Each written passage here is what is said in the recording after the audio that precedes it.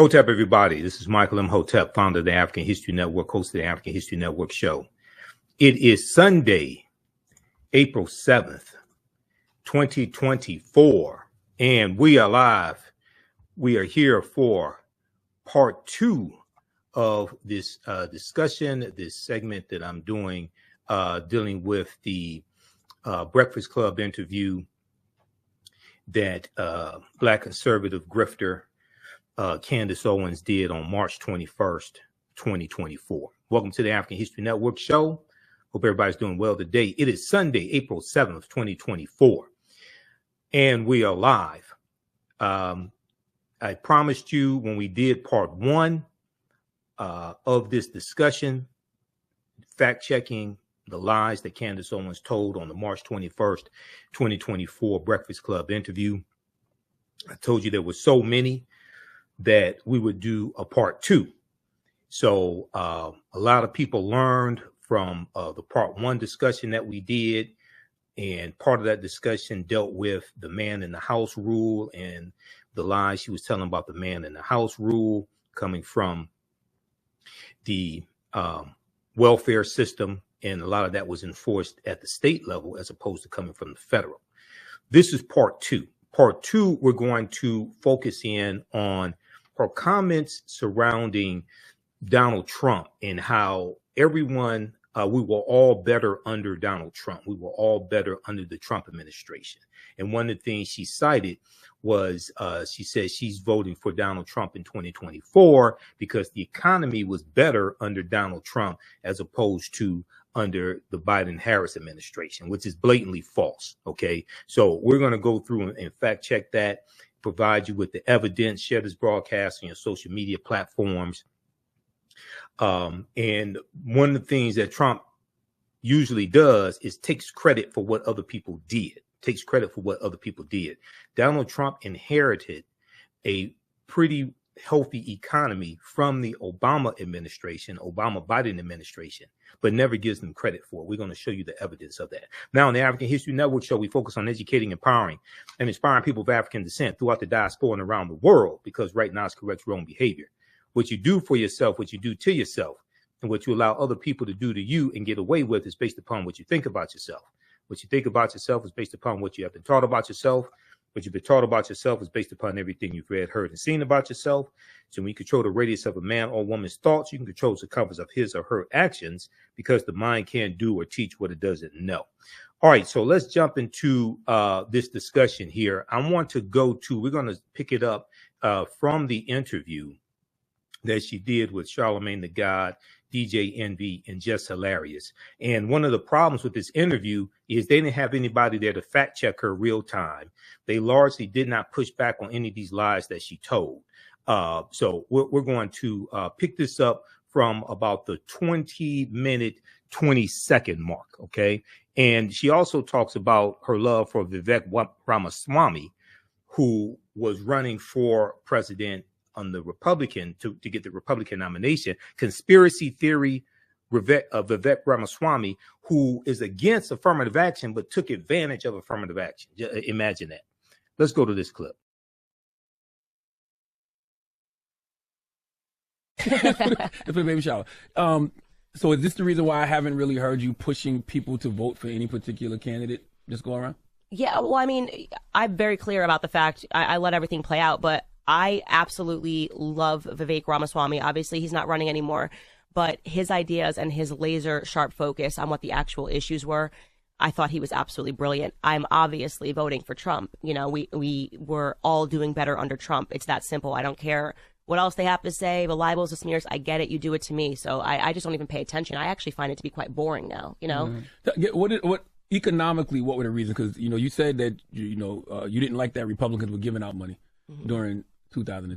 Both. They were just giving out money during COVID. It was crazy. But that's what a lot of people loved. They loved the stimulus checks. They loved the PPP. So when you say you were doing better under Trump, that's what people point to. But look at the circumstances it took for that to happen. We don't want to have to go through another pandemic in order to get that money. Yeah, but the point is that should provide you a lesson how the government works, because people weren't even thinking ahead. You're like, yeah, I'm getting this free check. So I'm not going to work. Again, incentivizing poor behavior. What ended up happening was a lot of the mom and pop stores closed, right? A lot of businesses actually had to fold because they couldn't sustain it under the economic environment. They just couldn't thrive. Literally, employees did not want to go to work. It was crazy. And so what ends up happening is the individuals get weaker and the corporations got bigger, right? Only the corporations could have survived in that environment, which is what unfortunately ended up happening. And then we put our own selves on the hook to be taxed into oblivion, to keep paying into this ridiculous thing that we agreed to pay into. It would have been much better for us to instead say, I'm happy to work. I don't want your small check. I want you to stop taking tax dollars from me. You know, shrink government, don't make it bigger. That always has to be the economic narrative. If you want to make government bigger, you are taking from me. Government does not make money. We make money, right? Government can only take money. So when you're advocating for more government solutions, you are literally advocating for the government to come into your check and take more money from you. Lord, that makes sense. But how were people better under Trump, though? Like what are some things that you can point to? Well, I mean, like I said, common sense. Everybody was living better under Trump, but just in terms of the environment for people that were entrepreneurial, definitively one of the first things he did was he started slashing regulations, like, slashing these barriers that prevent people who want to go into business from starting a business because they learned that there's all of these government agencies that are, you got to get this in place, you got to get this in place, you have to get, this license. That's government agencies that are actually standing between you and starting a company. And so on his very first day, he was just like cutting regulations left and right, saying, throw this one out, throw this one out, throw this one out, which freed up the markets. At the end of the day, what I am is I'm a free market capitalist. Free the markets, allow people to compete fairly, stop allowing the government to stop people or, de-incentivize them from creating new jobs. I'll give you an example. A cousin of mine wanted to start a food truck. Great, awesome, love for you to do that. And he looked into like how many certifications and barriers there were before he could actually start the food truck. That is the government growing powerful. Essentially, you have to have money or you have to know somebody to play the game for you to be able to start from nothing and make something of yourself. All right, that's about all of that nonsense I can take. Okay, so let's go through and look at this and break this down because she just told just a bunch of lies here and nobody there really pushed back on her. And the other thing that I find interesting is that when you look here at, so if you go to their YouTube channel, Breakfast Club on YouTube, right? You look at this video, it's been viewed 2.3 million times. It came out March 21st. She did the show March 21st, 2024. You go here and you look at who works on the show. Executive producer, Eddie F. You got senior video director, Nick Ciafalo, video editor, social media manager, producer, Taylor Haynes, producer, Brandon Tago, producer, Samantha Wilson, board operator producer, writer producer, Big Mac, podcast producer. Nobody fact checked what she said. Nobody did like research real time to push back on the lies she was telling. So compare this to what we do here, because I don't have anybody do research for me. I don't have people to go get me coffee and all types of things like that. But we do a better job here than they do there, and they got all those people working for them. I don't do this full time. All right, so let's look at the first article here. She talked about deregulation. Donald Trump was deregulating first day in office. He was changing this, changing that. Yeah, he was. Let's look at this. This is one now, when he first got in office, this is one of the things I talked about. This article here from NBCnews.com is from, this is from April 3rd, 2017. Now, he took the oath of office January 20th, 2017. April 3rd, 2017. NBCnews.com. Trump pulls back Obama-era protections for women workers. Trump pulls back Obama-era protections for women workers. Tuesday's Equal Pay Day is the perfect time to draw attention to Donald Trump's move to roll back protections for women workers, activists say. Okay, so, and here he is. This is from, this picture here is from March 27. President Trump, flanked by Representatives Liz Cheney, who's not going to vote for Donald Trump in 2024, and Virginia Fox, Representative Virginia Foxx in North Carolina signs a series of bills in the Roosevelt Room of the White House. Okay, so here's what happened. With little notice, Donald Trump recently signed an executive order that advocates say rolls back hard-fought victories for women in the workplace. Okay, now who would have thought Mr. Grab 'em by the vagina would do something like this? Tuesday's Equal Pay Day, which highlights the wage disparity between men and women, is the perfect time to draw more attention to the president's action, activists say. On March 27th, 2020, Trump revoked March 27, 2021, Trump revoked the 2014 Fair Pay and Safe Workplaces order then President Barack Obama put in place to ensure that companies with federal contracts comply with 14 labor and civil rights laws. So this is the type of deregulation that Candace Owens is talking about. Okay. This was an Obama era policy, and Trump revoked it his third full month in office. Okay. This policy ensured that companies with federal contracts comply with 14 labor and civil rights laws. The Fair Pay Order was put in place after a 2010 Government Accountability Office, the GAO, the Government Accountability Office investigation showed that companies with rampant violations were being awarded millions in federal contracts.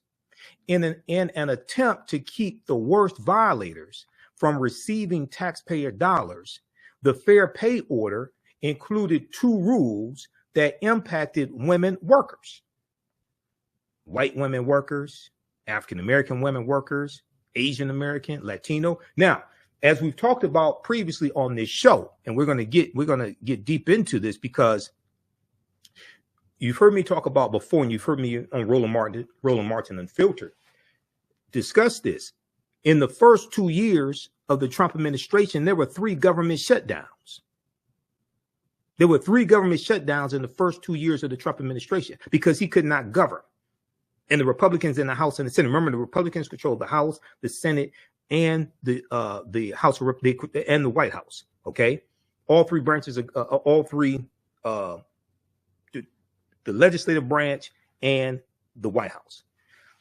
And there were 3 government shutdowns in the first 2 years. That second government shutdown, that was November 2018 into January 2019, that was the most devastating. We're going to talk about that. Okay. All right. So let's continue here. The Fair Pay Order included 2 rules that impacted women workers. Now, African Americans are 18% of federal employees. African Americans are 18% of federal employees. And then when it comes to federal contractors, we are disproportionately represented. And I think I can't remember, it was 18% or something like that. So when you talk about changing a policy like this for federal employees, or in this case, federal contractors, that disproportionately hurts African Americans or African American women. And what happens to African American women happens to the African American family and communities as a whole. The Fair Pay Order included 2 rules that impacted women workers: paycheck transparency and a ban on forced arbitration clauses for sexual harassment. A ban on forced arbitration clauses for sexual harassment, sexual assault, or discrimination claims. Okay, so why would Donald Trump, a good upstanding American Christian who's selling $59.99 Trump Bibles, a man who was found liable of sexual assault against E. Jean Carroll in a civil lawsuit in New York, why would he do something like this? He talked about, when he ran for president, he talked about how much he loved women, how he was going to be so good for women. He did help overturn Roe versus Wade, but that's another story. Paycheck transparency and a ban on forced arbitration clauses for sexual harassment, sexual assault, or discrimination claims. All right. So read the rest of this here. And let's see. Okay, Noreen Farrell, director of the anti-sex discrimination law firm Equal Rights Advocate, said Trump went, quote, on the attack against workers and taxpayers. Went on the attack against workers and taxpayers. Quote, we have an executive order that essentially forces women to pay to keep companies in business that discriminate against them with their own tax dollars, she said. It's an outrage. Okay. All right. So read the rest of this piece here from NBCnews.com. Trump pulls back Obama era protections for women workers. Okay. Trump pulls back Obama era protections for women workers. All right. And I'm going to post this link here. Now, a lot of this stuff people didn't know. Okay. Now, we reported on this when all this was happening, real time. We reported on all this at the African History Network. This is the type of research that we do here. Okay. All right. Let's continue. So you have that. Now, there was also a piece from I saw an article. There are numerous articles from different sources dealing with this. There was one from independent.co.uk dealing with this one right here. You could read this one. I'm not going to get deep into it. It's about the same thing. This is from Thursday, April 20th, 2017. Thursday, April 20th, 2017. Donald Trump signs order making it easier for men to sexually harass women at work and get away with it. It's a rollback of a number of Obama-era protections for women in the workplace. It's a rollback of it rolls back a number of Obama-era protections for women in the workplace.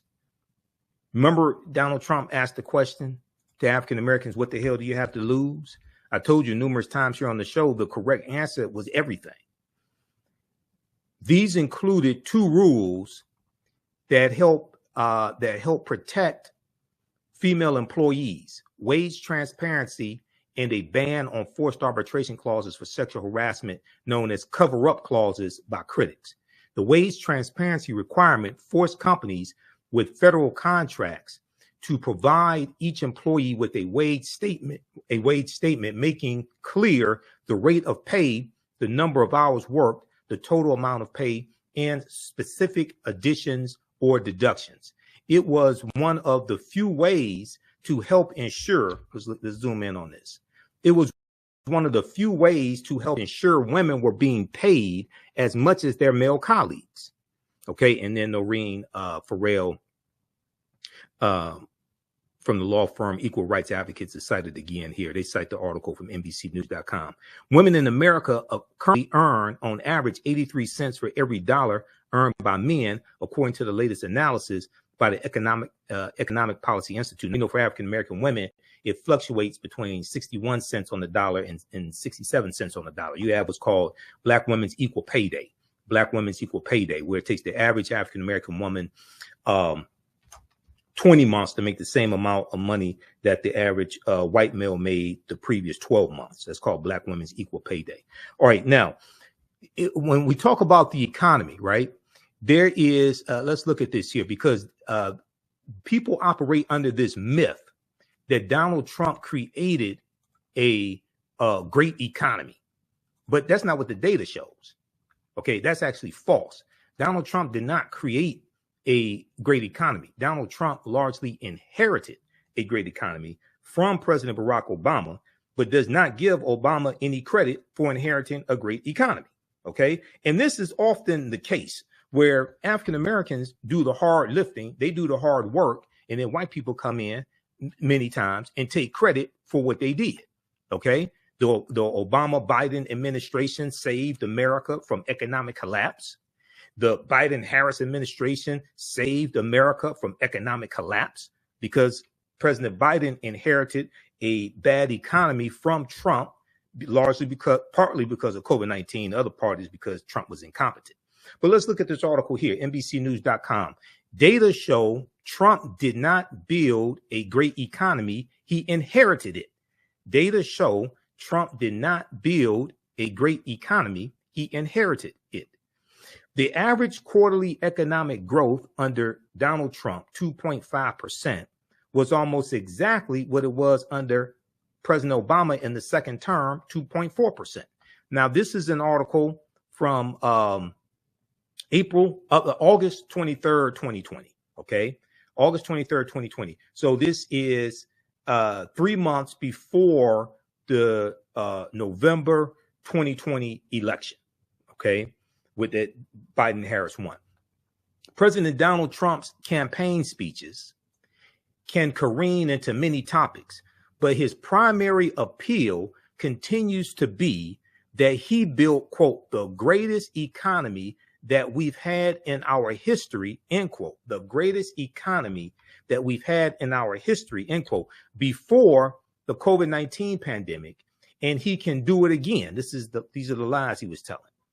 The latest NBC News Wall Street Journal poll said, okay, let's deal with the polls. Let's skip over that back in 2020. But the real story of the Trump economy and the president's role in building it is not so simple. If you compare key economic indicators from Barack Obama's second term in office to the first 3 years of Trump's time, that is before the pandemic hit, before the COVID-19 pandemic hit, the data show a continuation of trends. The data show a continuation of trends, not a dramatic shift. It suggests Donald Trump did not build something new. Rather, he inherited a pretty good situation. Donald Trump trashed the economy. Okay. He trashed the job market, all of that when he was running. Then he inherited a healthy job market. And if you remember, Sean Spicer was Trump's first White House press secretary. Okay.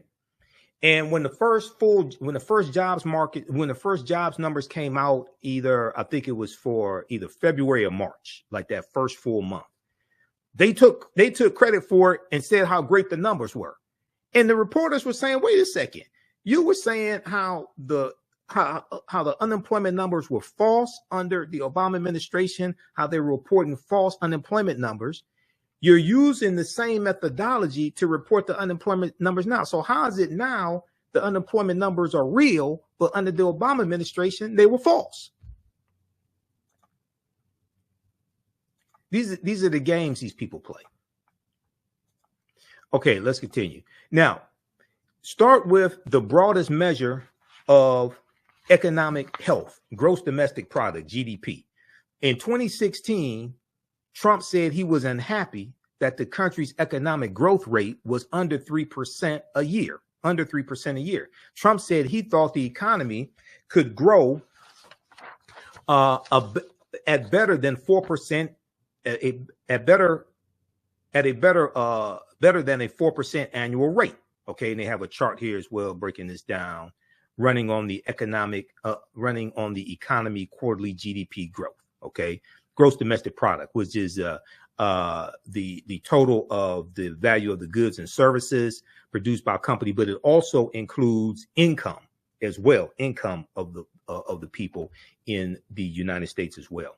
But the numbers show that average quarterly economic growth under Trump, 2.5%, was almost exactly what it was under Obama in the second term, 2.4%.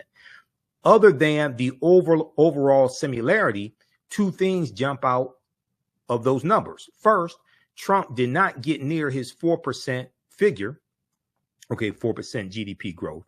Second, the growth that began in Obama's second term,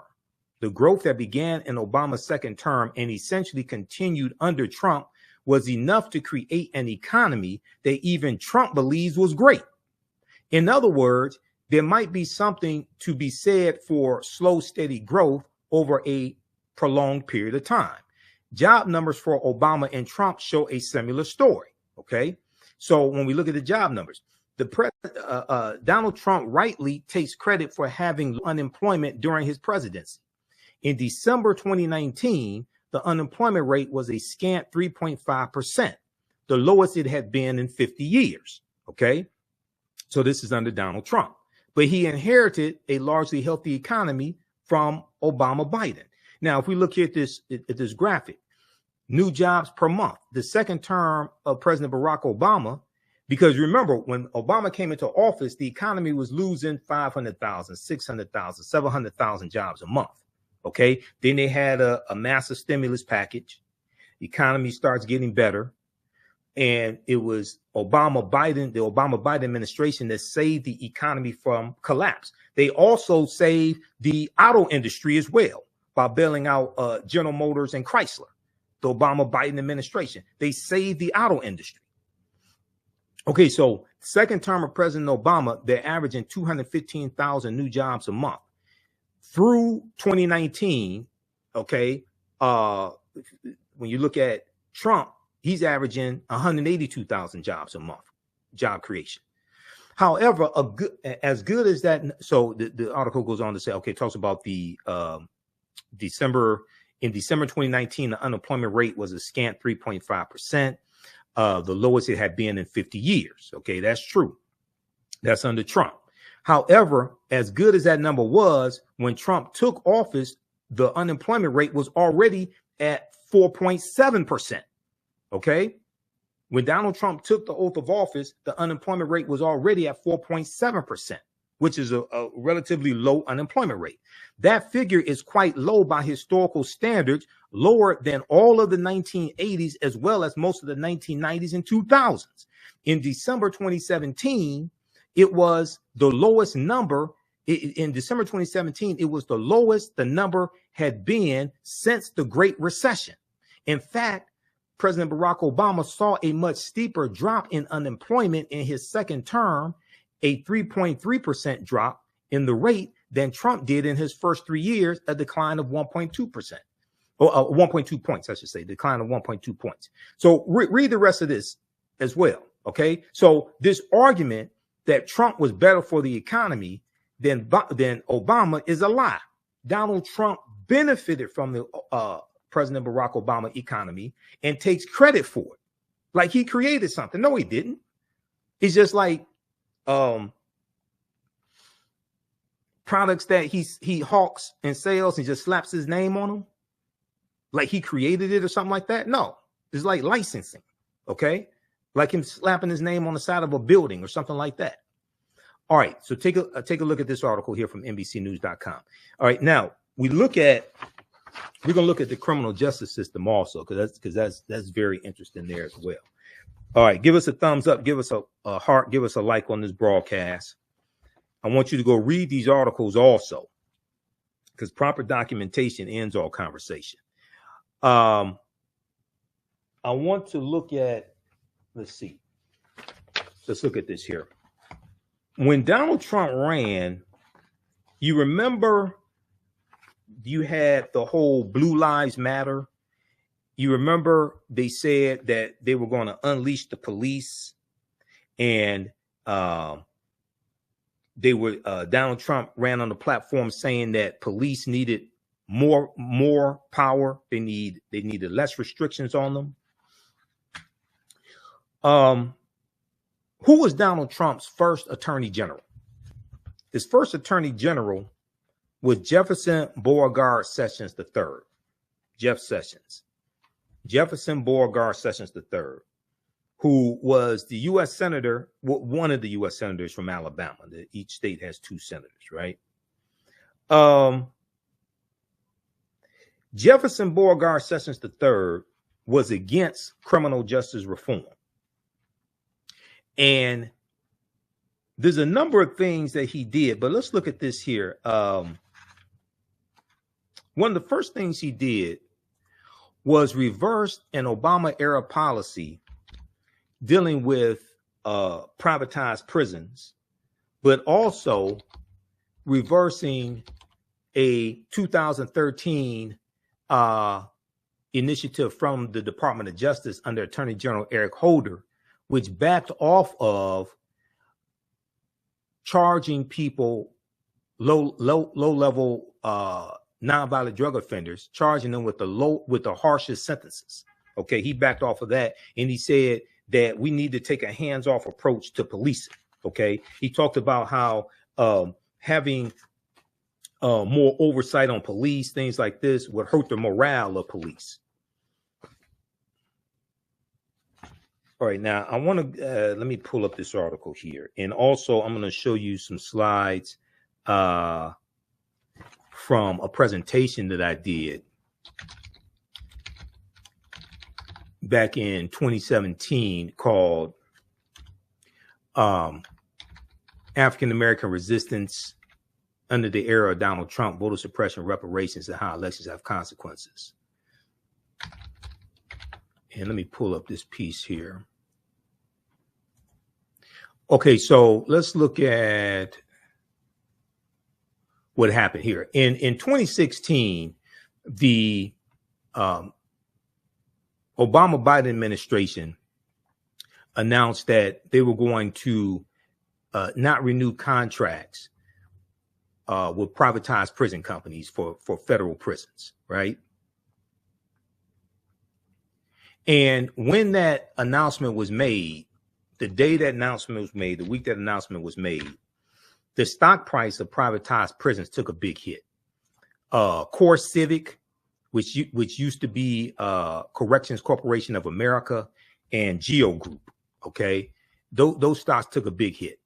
Now, Core Civic and Geo Group donated about $600,000 to Donald Trump's 2016 campaign and his transition committee.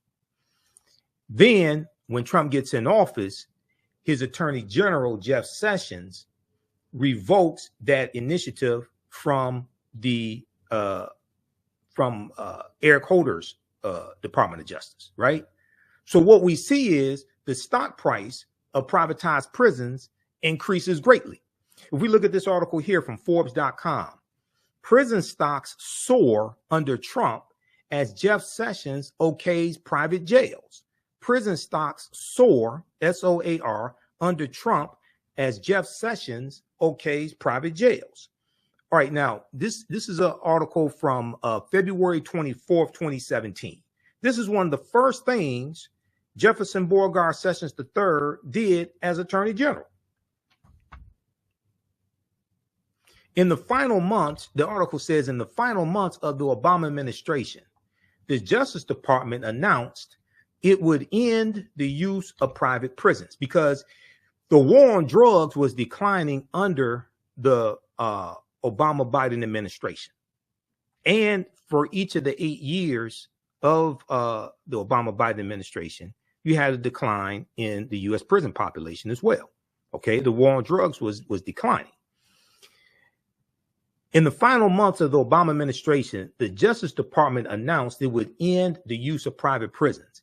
In the first month of the Trump administration, the rule was rescinded. In a memo signed February 21st, 2017, but released to the public late Thursday, the new U.S. Attorney General Jeff Sessions rescinded the order.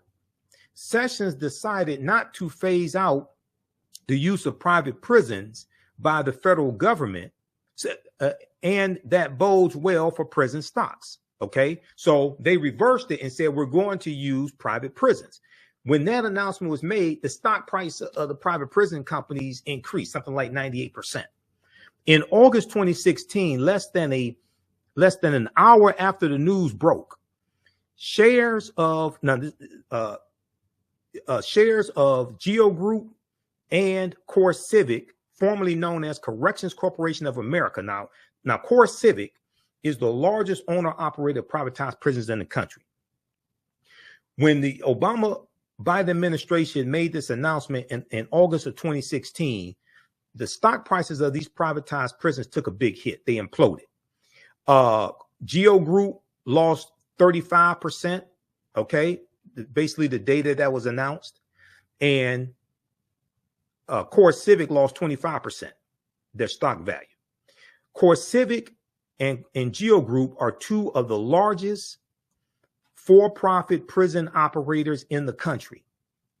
Since the election, the 2016 election, both stocks have surged. Both stocks have surged on renewed hopes the order would be rescinded. Geo Group hit a new record high, and shareholders of both stocks are very happy. The long-term contracts are still in place. Okay, so they go through and they show you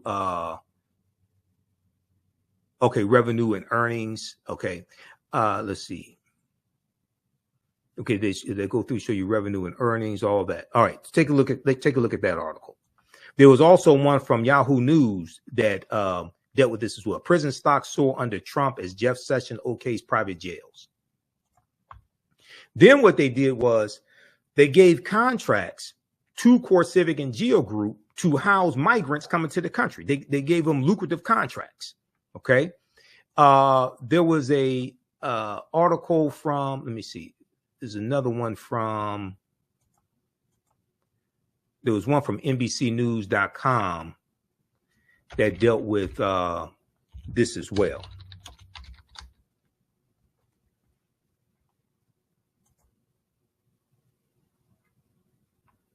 Okay, this is the one I was looking for right here. Let me show you this. Now, this is one they picked up from Reuters.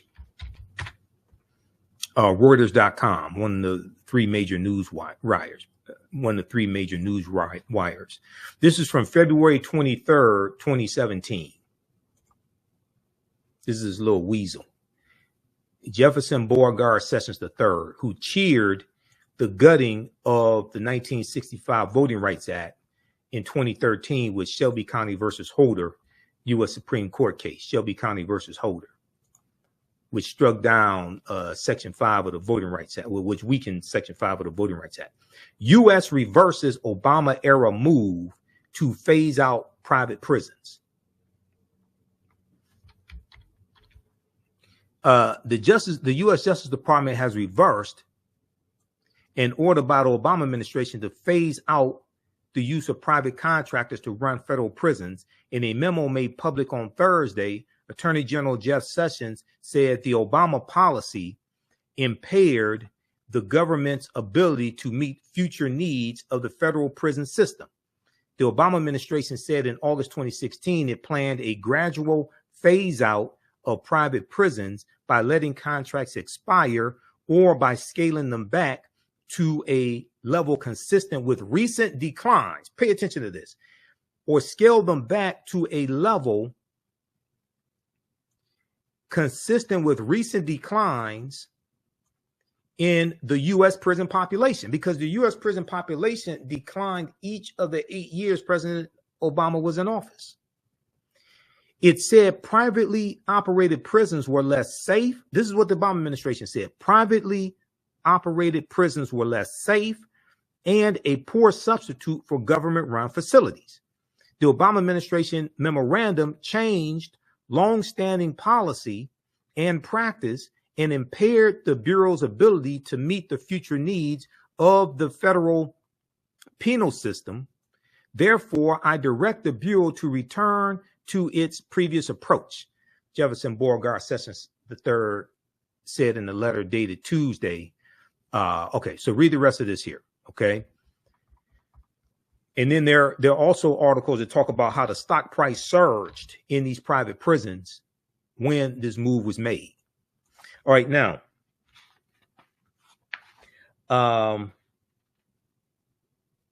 there's also a piece from the Washington Post by Monique Judge on this as well.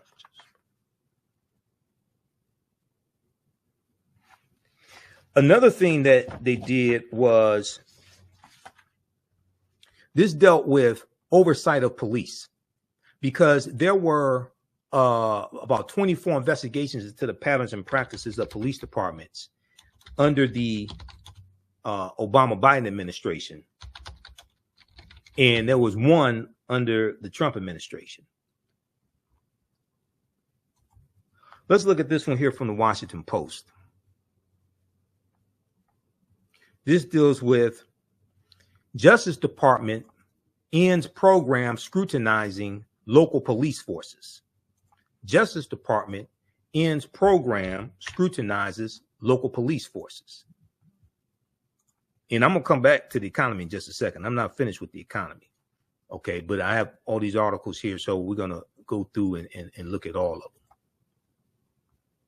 How's everybody doing today? Give us a thumbs up, give us a heart, give us a like on this broadcast.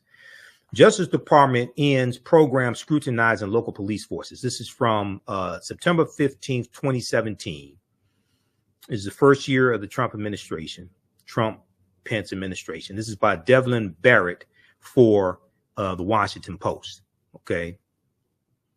An arm of the Justice Department said Friday it would roll back Obama-era efforts to investigate local police departments and issue public reports about their failings.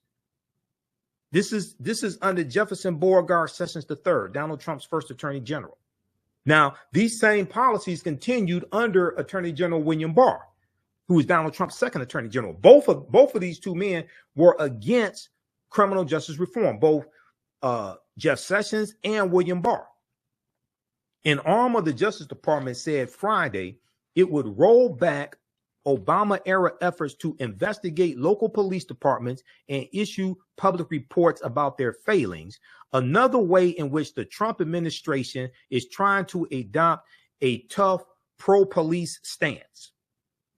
The changes were announced by the department's Office of Community-Oriented Public Services, or COPS, which is halting a years-long effort begun in the previous administration, begun in the Obama administration, to investigate and publicize the shortcomings of police departments. This is what the Obama administration was doing.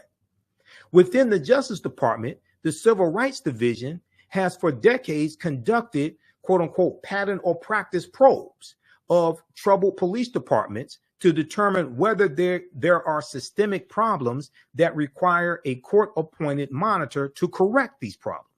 In recent years, however, the COPS office had gradually expanded to do something similar, issuing public reports about problems it found in individual departments. On Friday, the Justice Department signaled it would leave such work to the Civil Rights Division and that the COPS office would return to its roots, advising police departments on best practices, offering training, and becoming more collaborative. But Jeff Sessions took a hands-off approach to policing, so there was only one investigation into police departments under the Trump-Pence administration. Attorney General Jeff Sessions called the move a course correct to ensure that resources go to agencies that require assistance rather than expensive, wide-ranging investigative assessments that go beyond the scope of technical assistance and support. Okay, read the rest of this article here.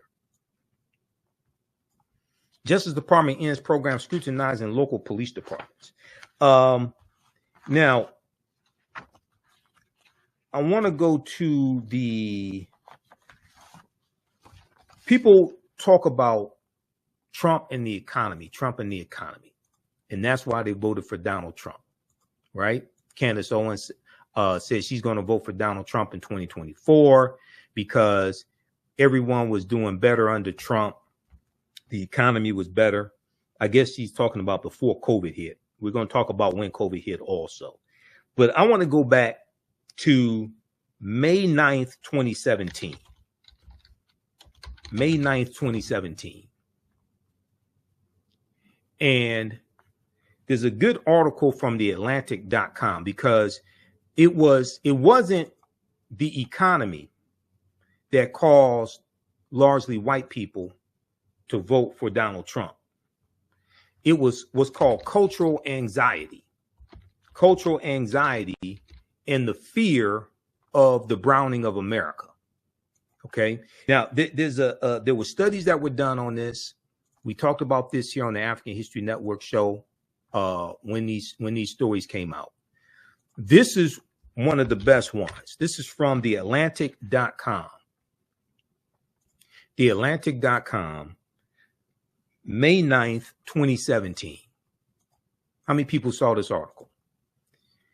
It was cultural. See, they want me to, this is your last free article. They want me to sign up for another subscription. I have so many subscriptions to news publications because I monitor about 35 different news sources on a daily basis. So I have subscriptions to Washington Post, New York Times, LA Times, Atlanta Journal-Constitution, Time Magazine, Britannica.com, National Geographic. I pay them each month. So I ain't trying to get, I'm not trying to pay for more subscriptions.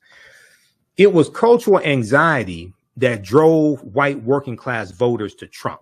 It was cultural anxiety that drove white working class voters to Trump. And if you have any questions, you can post your questions here also. We'll try to answer some of your questions. A new study finds that fear of societal change, not economic pressure, motivated votes for the president among non-salaried workers without college degrees. They're largely talking about white people, okay, especially white men. This was the fear of the browning of America and the fear that by 2043, white people would be a minority population in this country. They're being fed fear by Fox News. They're being fed fear by Fox News. They're being fed fear by Newsmax. They're being fed fear by conservative talk radio. And they're being fed fear of the browning of America and what's going to happen to you when you become a minority population in this country.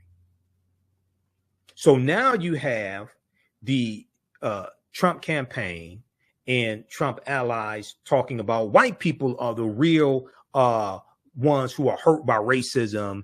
And they're talking about racism against white people, things like this. They're tapping into white racial grievance, just like they did in 2016.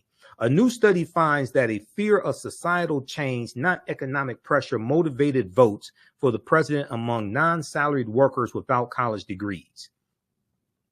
All right, this is by Emma Green, May 9th, 2017. White Americans carried Donald Trump to the White House. He won college-educated white voters by a 4-point margin over Hillary Clinton, according to exit polls. But his real victory was among members of the white working class. His real victory was among members of the white working class. Twice as many of these voters cast their ballots for the president as for Hillary Clinton. Now, what's really interesting is that Donald Trump is against unions. Okay. When General Motors and Chrysler were trying to get a bailout from the federal government, Donald Trump was saying that the federal government should let General Motors and Chrysler go bankrupt. And he said that those automakers should move their plants to the South where they don't have unions, and the workers would be forced to pay whatever the automakers are going to pay them. This is what Donald Trump said. People, you had these white people, especially non-college educated hourly workers, who were saying they were voting for Trump for economic reasons. No. It was racial grievance. It was racial anxiety. This is why they voted for Trump. Because he was against, with him being against unions, he's against you actually getting raises. He's against you being able to negotiate to get raises. In the wake of Trump's surprise win, some journalists, scholars, and political strategists argued that economic anxiety drove these Americans to Trump. But new analysis of post-election survey data conducted by the Public Region Research Institute and the Atlantic.com, Atlantic publication, found something different. Evidence suggests financially troubled voters in the white working class were more likely to prefer Clinton over Trump. Evidence suggests financially troubled voters in the white working class were more likely to prefer Clinton over Trump. Besides partisan affiliation, it was cultural anxiety, feeling like a stranger in America, supporting the deportation of immigrants, and hesitating about educational investment that best predicted support for Trump. The data adds to the public's mosaic, like understanding of the 2016 election. It suggests Trump's most powerful message Trump's most powerful message, at least among some Americans, was about defending the country's putative culture, because this message seems to have resonated so deeply with voters. Trump's policies, speeches, and eventual re-election may depend on their perception of how well he fulfills it. Okay, so read the rest of this article. You're dealing with cultural anxiety, okay, and the browning of America, and the feeling that you're losing your America, you're losing American culture. You got all these black people, you got all these brown people, and they're going to take your jobs, okay? They're going to rape your wife. They're going to kill your children. This is the fear Trump tapped into. Now, people may say, well, we need immigration reform. I agree with that. Why did Trump just kill the strongest immigration bill that would have passed in 30 years? And that bill was led by Senator John Langford, Republican, a conservative Republican from Oklahoma, led this fight for this immigration reform. And the bill, President Biden said he would sign the bill. Now, you had a lot of progressive Democrats who were against the bill. Biden said he would sign it. Langford said, even if Republicans take back control of the House, the Senate, and the White House in 2024, you're not going to get a stronger bill. Trump put pressure on Republicans to kill the bill because he wants to run on immigration in 2024 to help him get reelected. If it's such a problem that you claim it is, and fentanyl is coming across the border, okay, and migrants are coming across and a small portion are killing Americans, things like this, why wouldn't you want the bill passed to stop that?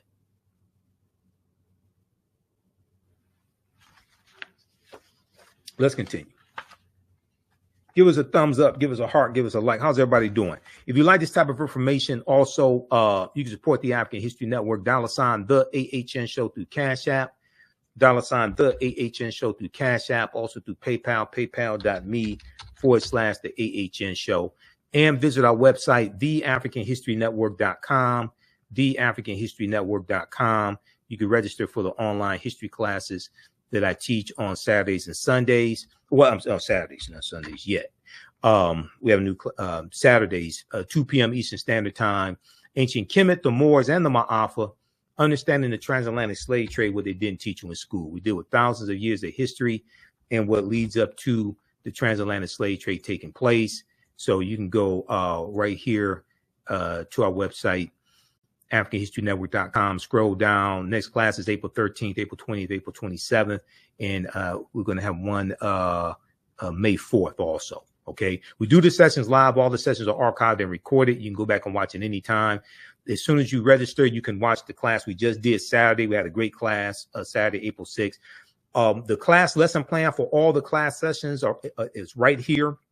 So you can read the class lesson plan. We deal with thousands of years of history, what leads up to the transatlantic slave trade taking place. There are 200 slides that I put together, over 200 slides. There are 80 to 100 articles that we reference, 15 books. I show you excerpts of the book on the screen, so you don't have to buy any of these books if you don't want to. They're great additions to your library if you don't already have them. We'll look at excerpts of interviews I've done with many of our scholars, Professor James Small, Professor Kabahai Walter Kamene, Tony Browder, Ranoko Rashidi, etc. Okay, and you can download the class lesson plan here as well. We have you scroll down, we have our PayPal and Cash App information here also. Okay, this is our Cash App tag $ the AHN Show SHOW. When you go to it, it says Michael, shows our picture here. These are some other these other ones here are fake African History Network Cash App accounts. I'm still trying to get shut down. If you click on this link, it takes you to our QR code here for Cash App. Okay, and we have a link for PayPal also. All right. So let's continue. There was another piece from the nation.com. From the nation.com. Economic anxiety didn't make people vote Trump. Racism did. Okay. And Isaiah said great information. Thanks, Isaiah. Thanks for watching. All right. Everybody share this broadcast on your social media platforms. Let's look at this quickly. Then I'm going to show you some slides from the presentation that I did in 2017 dealing with the Trump administration, African-American resistance in the era of Donald Trump, voter suppression, reparations, and how elections have consequences. Because it gets deeper into this, and it deals with different aspects of policies from the Obama administration that Trump reversed. And a lot of us don't know about this. And a lot of the Black social media disinformation agents out here are not going to tell you this either. Okay, let's look at this one. Is this article still up? Hold on. Okay, economic anxiety. Let's try to find this. Economic anxiety didn't make people vote Trump. Racism did.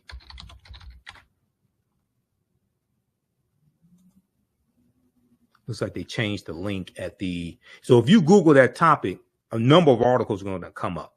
TheNation.com, The Intercept, because these studies were coming out in 2017.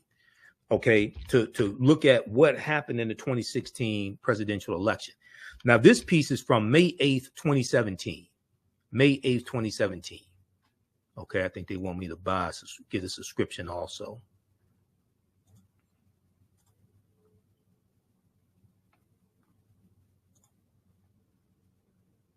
Okay, this is TheNation.com.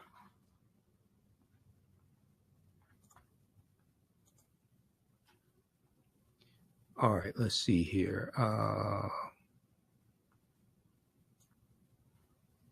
right, let's look at this one. New data provided a compelling answer to this vexing question. New data provide a compelling answer to this vexing question.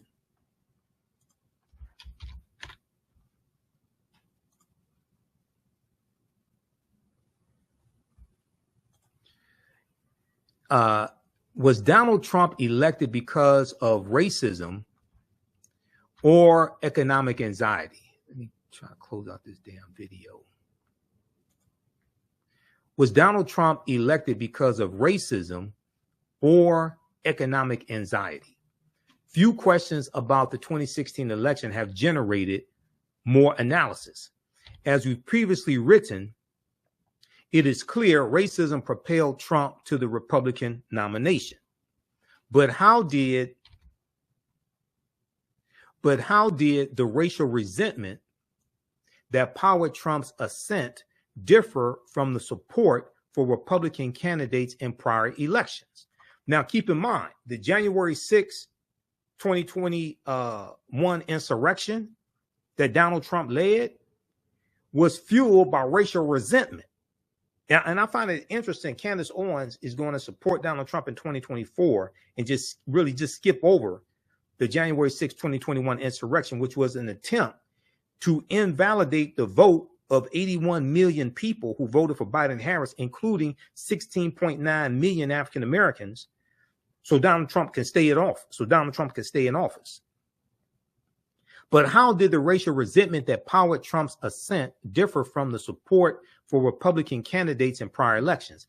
And what was the relative importance of economic peril to voting in 2016 compared to several different types of racism and racial animus exhibited by voters? The answers can be found in the comprehensive American National Election Studies pre- and post-election survey of over 4,000 respondents. Now, who has never seen this article before? And the people you watch on social media never showed this to you. Over 4,000 respondents, which we analyzed to explore the impact of racism and economic peril on 2016 voting behavior. The results are clear and move a long way towards settling this debate. Let's scroll down. Our analysis shows Trump accelerated a realignment in the electorate around racism across several different measures of racial animus. Our analysis shows Trump accelerated a realignment in the electorate around racism across several different measures of racial animus, and that it helped him win. By contrast, we found little evidence to suggest individual economic distress benefited Trump. The American political system is sorting so that racial progressivism and economic progressivism are aligned in the Democratic Party, and racial conservatism and economic conservatism are aligned in the Republican Party. All right. So read the rest of this piece, and it goes on to say, racial resentment measures dog whistle. Racial resentment measures dog whistle or colorblind forms of racism, such as the belief that Black people need to simply try harder to be successful in America, or that generations of discrimination do not hold Black Americans back. However, some have criticized the concept of racial resentment and the various questions designed to measure it as essentially equating conservative beliefs and racial neutral principles with racism and racial animus. We believe that such concerns are exaggerated and that racial resentment captures an important dimension of racial animus. Nonetheless, in order to speak to such concerns, we created a second measure we call Black influence animosity, derived from questions that more directly examine voters' views about whether the U.S. government favors Black people over white people and how much influence Black people have in U.S. politics. Not only is there a fear of the browning of America, there's a fear of African Americans and non-white people gaining more political power. And what would these people do when they have more political power? Will they use this political power to hurt white people? So in 2016, a lot of white Americans saw Donald Trump with all of his flaws, saw Donald Trump as the great white hope. They saw him as their last resort. They saw him as a means to an end. Because I watched, so I was doing radio on 910 AM Superstation WFDF in 2016. I was on I was on the morning show on Thursdays, Wake Up with Steve Hood, and I was doing the African History Network show on Sundays, 9 p.m. to 11 p.m. Eastern Standard Time, right? And I watched numerous campaign speeches that Donald Trump gave, as well as interviews that Trump gave. And I looked at focus groups. I've looked at interviews with focus groups of people who were Trump supporters, things like this, right? And overwhelmingly, people were saying this election is about the courts. They said this is about the U.S. Supreme Court. They said this is about the federal courts. Okay. And what white people saw that they were having declining birth rates in many states, and that by the year 2043, they will become a minority population in this country. So there's an effort to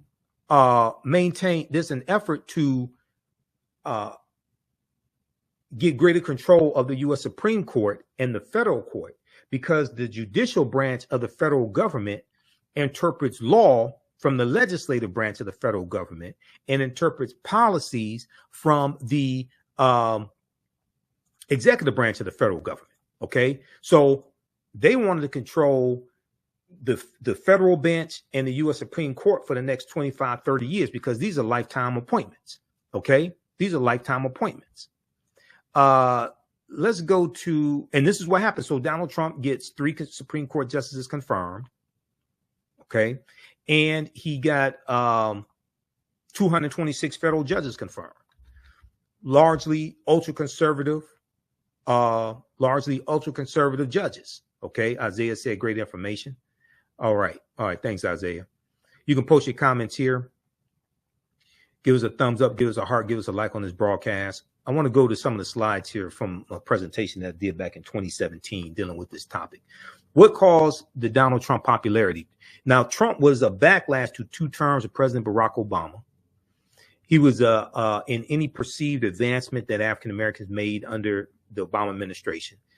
He was a backlash to Black Lives Matter, the Black Lives Matter movement, backlash to holding police officers accountable. He was a backlash to the rebellions in Baltimore and Ferguson. Okay. He ran on the platform of law and order, which was a throwback to Richard Nixon, 1968. Richard Nixon was a backlash to the civil rights movement, the Black Power movement, largely affirmative action as well, in the rebellions taking place across the country. Xenophobia, white supremacy, racism. This is what Trump ran on in 2016. He's running on the same thing in 2024, but it's even worse now. And the number one news source for Trump supporters in 2016 was Fox News. Okay. Now, this piece right here from AtlantaBlackStar.com, June 6, 2016, recent studies show support for Trump is rooted in animosity and resentment towards blacks, immigrants, and Muslims. Rooted in animosity towards blacks, immigrants, and Muslims. 2 scientific studies may have just answered this burning question. According to the Washington Post, 2 new studies revealed that racial anxiety is the driving factor of support for Donald Trump. Now, this was before the election. This is about 5 months before the November 2016 election. The report also confirms that economic concerns don't have as much influence as previously thought. So this is looking at the data before Trump is elected. And the 2 articles I just cited looked at it after he was elected. And they both found that, wait a second, economic reasons are not the real reason that these white people voted for Donald Trump. Is fear of the browning of America. Okay. And animosity and resentment towards African Americans, immigrants, and Muslims. And remember, Donald Trump imposed a Muslim ban on people coming from 7 Muslim countries. Remember that? The Muslim ban? One study found that, quote, those who express more resentment toward African Americans, those who think the word, quote unquote, violent describes Muslims well, and those who believe President Obama is a Muslim have much more positive views of Trump compared to Hillary Clinton. There was another article from AtlantaBlackStar.com, June 30th, 2016, called Your Racism is Showing. Your Racism is Showing. New poll reveals Trump supporters more likely to view blacks as violent, lazy, and unintelligent. More likely to view African Americans as violent, lazy, and unintelligent. Now, Roland Martin, last week, he did a deconstruction of Candace Owens, okay, and her interview on the Breakfast Club. Now, he did his after we did part 1 of ours, okay, but she was, I think it was on the deconstruction. She talked about how she never heard that it was a stereotype for black people to be lazy. I don't know where, let's just be honest. Candace Owens is not the sharpest knife in the drawer. She's dumb as a bag of rocks. But she has to be getting paid to say all this stupid stuff and tell all these lies, because you can't be that stupid for free. She has to be getting paid. You never heard that it's a stereotype for African Americans to be lazy? I guess you never heard it's a stereotype for African Americans to eat watermelon either,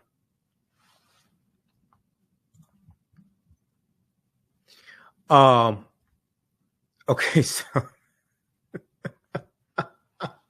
somebody just sent me a text message. Okay. All right. Your racism is showing. New poll reveals Trump supporters more likely to view blacks as violent, lazy, and unintelligent. According to a recent poll by Reuters Ipsos, Trump supporters are more likely to view African Americans as criminal, unintelligent, lazy, and violent compared to voters who backed his Republican rivals in the primaries, Reuters reports. Now, somebody get this information to Candace Owens, because she's just out here lost and confused, doesn't know any of this. Okay. So, you know, somebody get this information to her. And then I cited the article. Now, this was all in the presentation I did back in 2017. Okay. It was cultural anxiety that drove white working class voters to Trump, TheAHNTic.com.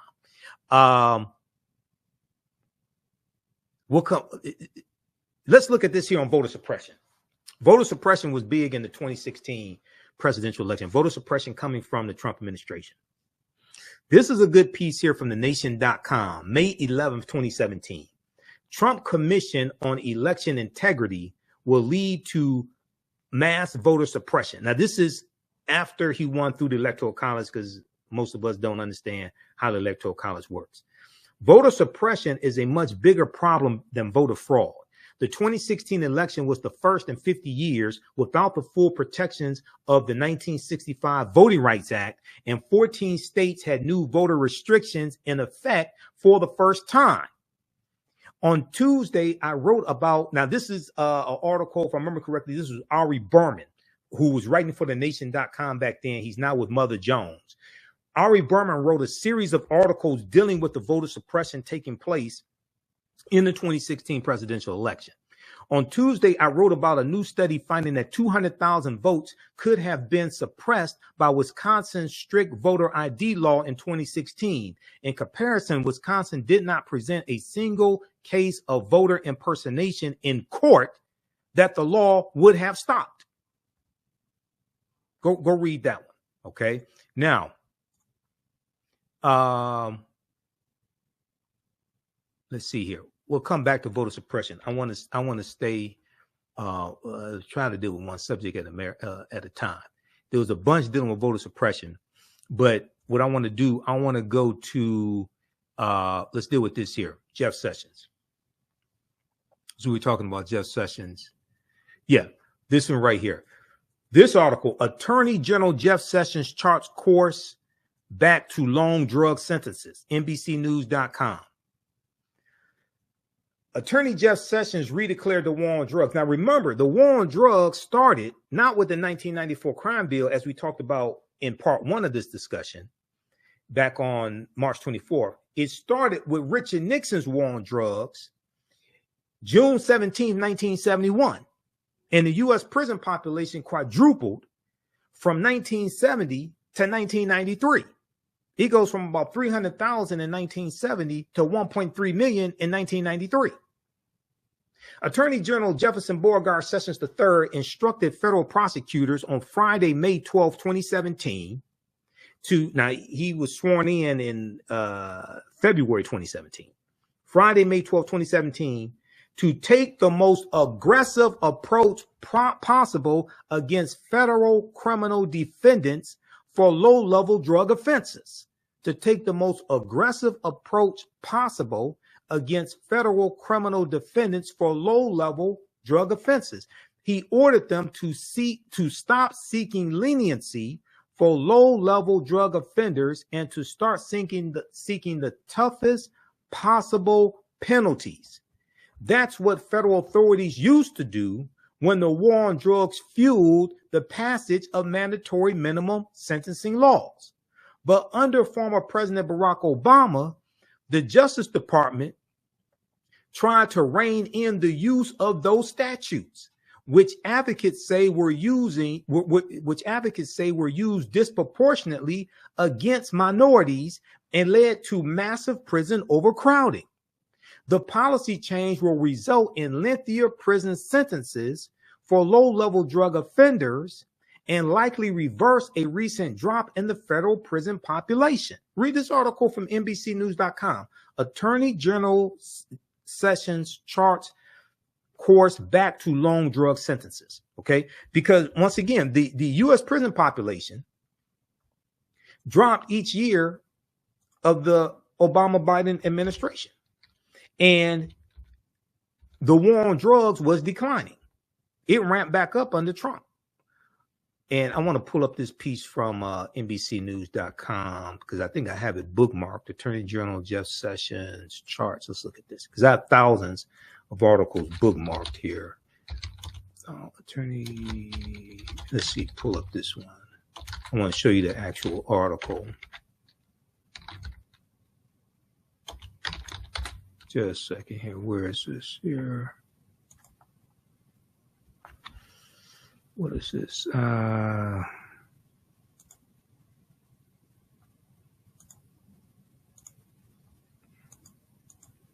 Let's see if I can find it. Okay, we just Google. I can't find me in the future. Okay, I can't find the exact article. Okay, just Google that one. All right, now let's continue here. U.S. prison population drops to its lowest rate in 20 years. This was Newsweek.com, 2015. I mean, Newsweek.com was said to be December 29th, 2016. The U.S. prison population exceeded 1.5 million in 2015. Newsweek reported on December 29th, 2016 that the U.S. prison population fell the most in almost 4 decades to 1.53 million inmates in 2015. This is under President Barack Obama, resulting in the lowest rate of incarceration in a generation, the Department of Justice said on Thursday. The drop has been driven by changes in federal and state correction policies that include drug treatment programs and the sentencing of fewer nonviolent drug offenders to federal prisons, the department said in its year-end report on prison populations. Now, Jeff Sessions reversed a lot of this, okay? But also, there was a epic drug lab scandal. NBC News had an article on this. A mass dismissal of wrongful convictions, perhaps the biggest ever, unfolded in a Boston courthouse on Tuesday as prosecutors in 7 Massachusetts counties dropped more than 23,000 low-level drug cases tainted by the work of a rogue lab chemist. There was a piece, I think this was 2017, epic drug lab scandal results in more than 20,000 convictions dropped. Now, one of the things that Jefferson Beauregard Sessions III did, and a lot of people don't know about this, there was a commission that President Barack Obama put in place to, it was a partnership started in 2013 with the National Institute of Standards and Technology. And this was designed to enhance the practice and improve the reliability of forensic science, because faulty science was getting people falsely convicted. And we were disproportionately the victims of that. African Americans were disproportionately the victims of that. Okay, here's what happened. The Republican war on science has come to the U.S. Department of Justice with the decision by Attorney Jefferson Beauregard Sessions III to eliminate the National Commission on Forensic Sciences, the NCFS, the National Commission on Forensic Sciences. The commission was started by President Barack Obama in 2013 in partnership with the National Institute of Standards and Technology, the NIST, at the U.S. Department of Commerce to enhance the practice and improve the reliability of forensic science. The commission includes forensic science service providers on the federal, state, and local level, research scientists and academics, law enforcement, judges, prosecutors, defense attorneys, and other stakeholders, according to its website. The purpose of the NCFS is to ensure the reliability of forensic science so that innocent people are not sent to prison or put to death for crimes they did not commit. Hundreds, but more likely thousands of innocent people have been condemned due to junk science and unsound forensic evidence and techniques. The importance of this Obama-era initiative was underscored when in 2015, the FBI conducted a review of 3,000 cases involving microscopic hair samples and discovered that its analysts provided erroneous testimony 96% of the time. But Attorney General Jeff Sessions didn't think this commission was necessary, so he disbanded it. Read this article from April 15, 2017, AtlantaBlackStar.com. AG Sessions forensic panel helps keep innocent people in prison unnecessarily. All right, now, let me see which, okay. And for more information dealing with Richard Nixon's war on drugs, read the piece from Harper's Weekly, April 2016, Legalize It All, How to Win the War on Drugs. This is Richard Nixon with his domestic policy advisor at the time, in 1972, John Ehrlichman. And John Ehrlichman spilled the beans in an interview that journalist Dan Baum, B-A-U-M, did with Ehrlichman in 1994, and it was talked about in this 2016 article. TheRoot.com has an article dealing with the piece from Harper's Weekly called Former Nixon Aide Claims War on Drugs Invented to Suppress Black People.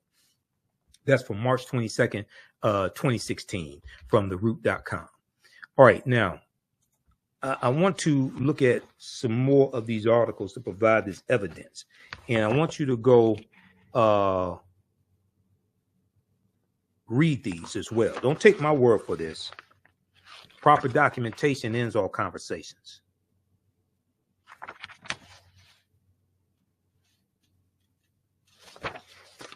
If we look quickly here, April 2017, Washington Post. Racism motivated Trump voters more than authoritarianism. This is 2017.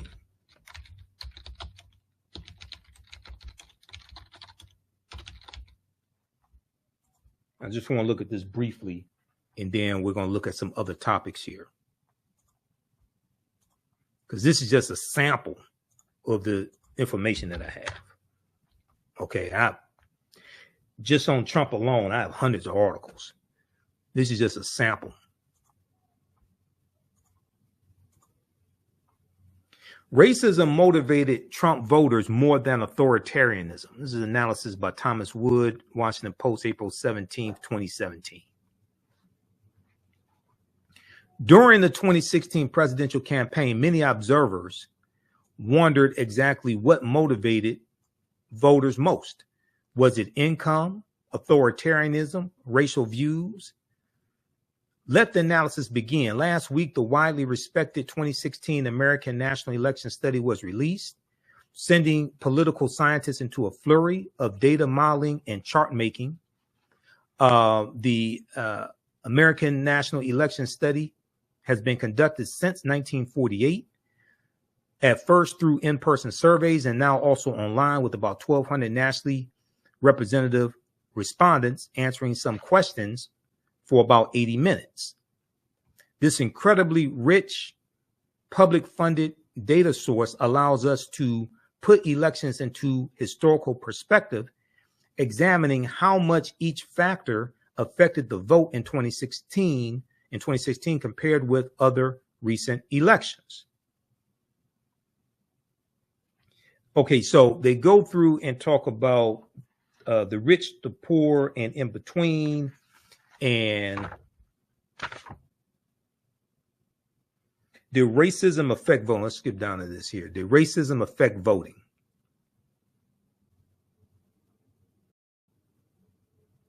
Did racism affect the voting? Many observers debated how important Trump's racial appeals were to his voters. During the campaign, Trump made overt racial comments with seemingly little electoral penalty. Could the unusual 2016 race have further affected Americans' racial attitudes? Okay, so then they go through and talk about that as well. So you can read the rest of that. All right, but that backs up like what other studies were showing. Racism motivated Trump's voters more than authoritarianism. Okay, that's from the Washington Post. All right, now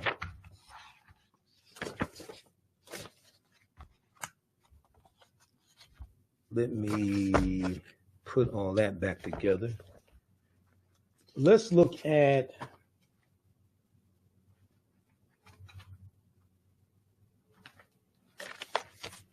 just a second. Let me check my list here. She talked about Donald Trump slashing regulations. Candace Owens talked about Donald Trump slashing regulations when he first came in office. Okay. That is true. And regulations are largely put in place to protect people. Okay. Whether you have regulations coming from the health department, regulations coming from the Environmental Protection Agency, which started under Richard Nixon, things of this nature, right? Let's look at, let's look at this article here from New York Times. The Trump administration is reversing nearly 100 environmental rules. Here's a full list, okay? Now, when you talk about reversing environmental rules, that is ultimately going to hurt a lot non-white people, especially African Americans. Let's look at this here. Now, this is an analysis. This is last updated October 15th, 2020. New York Times. The Trump administration is reversing nearly 100 environmental rules. Here's the full list. 72 were completely reversed. 27 were in progress. A total of 99 total rollbacks. Okay. Over 4 years in office, the Trump administration has dismantled major climate policies and rolled back many more rules governing clean air, water, wildlife, and toxic chemicals. Pay attention to this.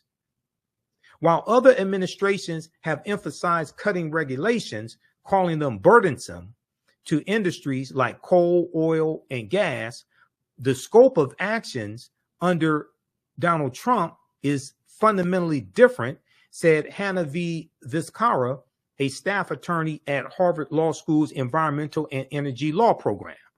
In a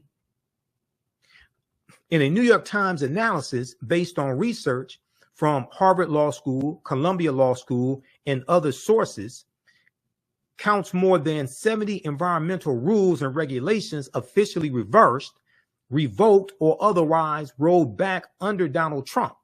Another 26 rollbacks are in progress. Now, these are policies that were either put in place by the Obama-Biden administration, or they were policies that were held over from previous administrations, okay, and held over by the Obama-Biden administration. You have air pollution and emissions, 21 policies overturned. Okay, drilling and extraction, 11 policies overturned. Infrastructure and planning, 12 policies overturned. Now, remember, every other week was infrastructure week under the Trump administration. He couldn't get an infrastructure bill passed. Biden got a bipartisan $1.2 trillion infrastructure bill passed in November 2021. Water pollution. Okay, six policies overturned on water pollution. Toxic substances and safety, 6 overturned. They go through and break all this stuff down. The bulk of the rollbacks identified by the New York Times have been carried out by the EPA, Environmental Protection Agency, which has weakened Obama-era limits on planet-warming carbon dioxide emissions from power plants and from cars and trucks, removed protections for more than half the nation's wetlands, and withdrawn the legal justification for restricting mercury emissions from power plants. At the same time, the Interior Department has worked to open up more land for oil and gas leasing by limiting wildlife protections and weakening environmental requirements for projects. Okay, read the rest of this here. Okay, now there's numerous articles dealing with this. This is a deep analysis right here from the New York Times. The Trump administration is reversing nearly 100 environmental rules. Here's the full list. Now, for years, Republicans denied climate change. Okay, for years, Republicans denied climate change. I wonder why.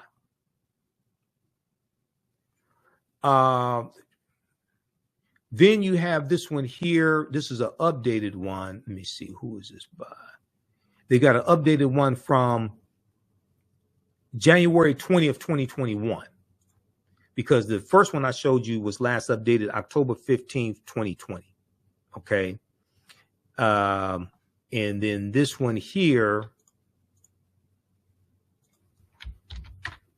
this is called the Trump administration rollback nearly. Okay. This is an updated one here. Last updated January 20th, 2021. So you can look at this also. The Trump administration rolled back more than 100 environmental rules. Here's the full list. Updated January 20th, 2021. 112 total rollbacks.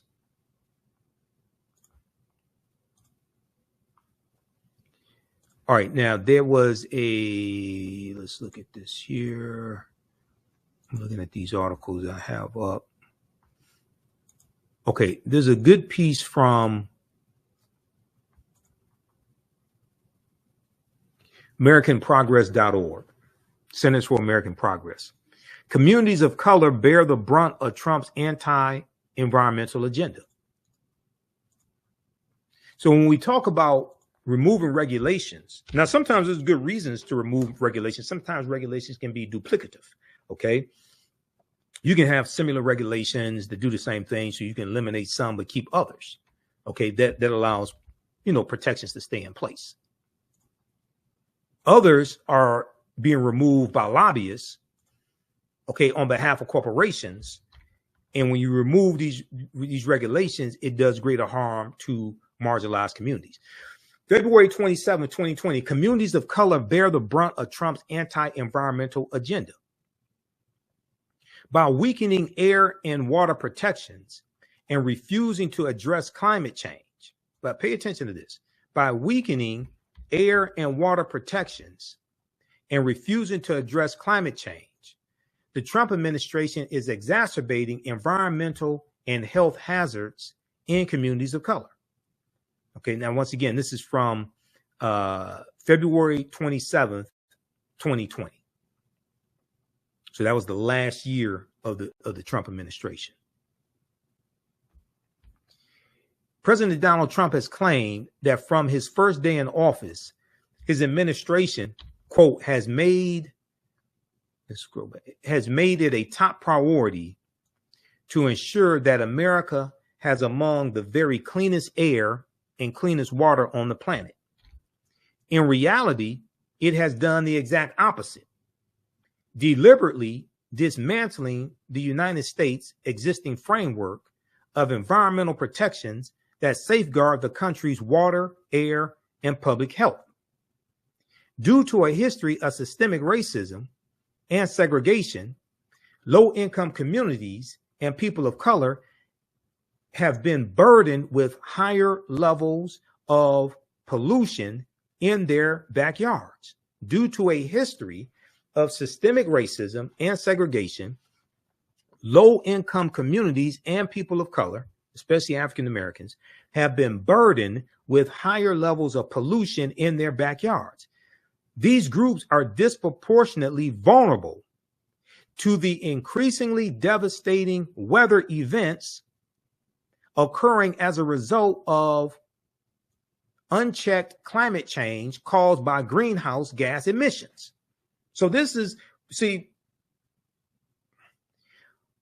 for so long, Earth Day and climate change, a lot of times people perceive that as something that white progressives were concerned about.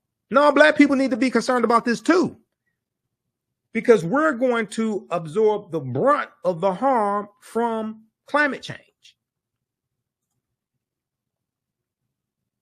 Due to a history of systemic racism and segregation, low-income communities and people of color have been burdened with higher levels of pollution in their backyards. These groups are disproportionately vulnerable to the increasingly devastating weather events occurring as a result of unchecked climate change caused by greenhouse gas emissions. Historic exclusion from political decision-making has only exacerbated this reality.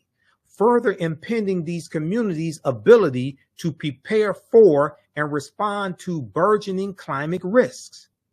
This column lists examples of the Trump administration's notable anti-environmental actions in 3 areas. 1, weakening air and water protections. 2, threatening community health and safety. And 3, refusal to act on climate change. Refusal to act on climate change. Now, under President Biden, you had the Inflation Reduction Act, which is basically the first major bill to start addressing climate change. Now, it also uses stories of communities across the country who have been deeply affected by these environmental policies to illustrate the disproportionate harm to specific communities of color. These groups are facing the most severe repercussions of the Trump administration's continued environmental rollbacks, okay? Weakening protections for air and water, removed protections for one third of U.S. drinking water sources. The Trump administration has gutted protections for clean water by weakening the Clean Water Act, finalizing a so-called dirty water rule, and delaying action to protect against toxic chemicals in drinking water. Okay. Additionally, under Trump's Environmental Protection Agency, the EPA, communities of color in particular are seeing slow and inadequate enforcement of the Safe Drinking Water Act. Okay. Weakened coal ash restrictions as well. Proposed loosening restrictions on toxic mercury pollution. You read the rest of this stuff here. Okay. Gutted the Clean Power Plan. All right. Now, number 2, I'm going to skip over some of this. Let's see, scroll down. 2, threatening community health and safety. Threatening community health and safety.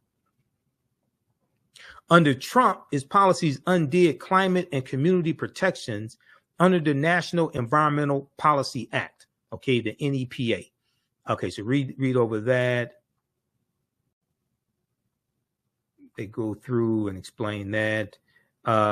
Declined to ban toxic pesticides. The Trump administration rejected a ban on chlorpyrifos, chlorpyrifos, a pesticide that is linked to brain damage in children, which Environmental Protection Agency scientists recommended after studying the chemical. The EPA scientists recommended a ban on this chemical. The Trump administration rejected a ban on this chemical that is a pesticide linked to brain damage in children.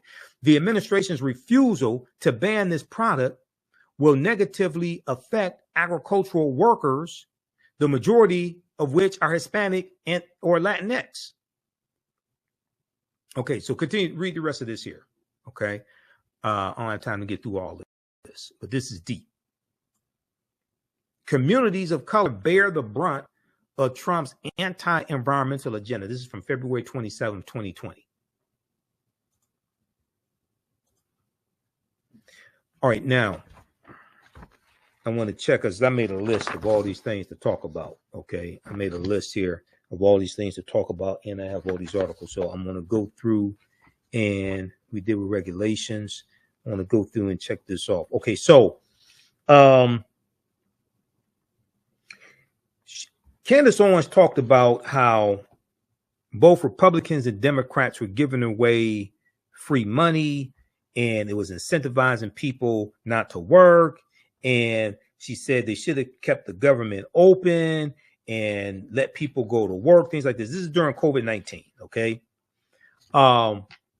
More nonsense, because largely the reason why people didn't want to go to work is because people didn't want to catch COVID and die.